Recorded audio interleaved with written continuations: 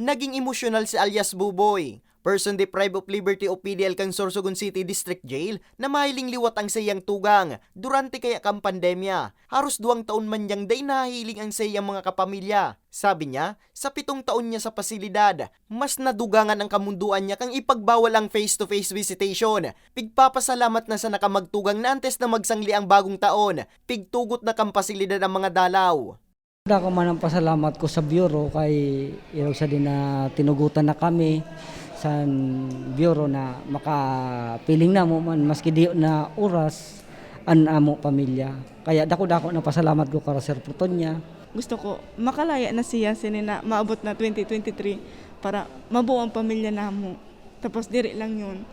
Gusto ko makamtan man para makuha sa pamilya ko. Gusto ko mabuo ang pamilya namo.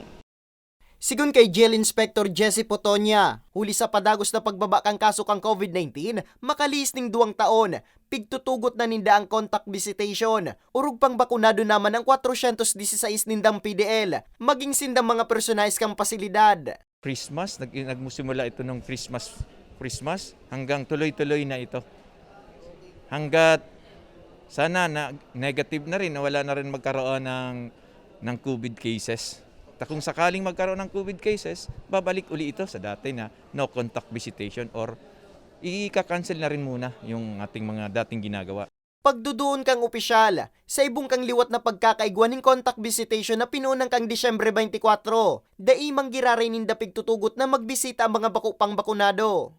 Mayroon sila ng complete vaccination kasi may health declaration naman at makikita namin.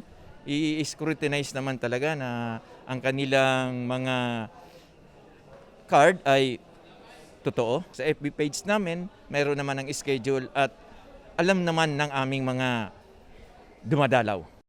Mientras tanto, nga ni maging memorable ang liwat na paghirilingan ka mga PDL asin kan sa indang mga kapamilya. May makuko ang human belen sa Sorsogon City District Jail kung saan pwede ang mga ini makapagpa-picture sa kantidad sa ng 20 pesos. An matitipon na pondo an mapapaduman man sana sa mga PDL. Para sa mga baretang tatak Bicol, Nomer Corporal.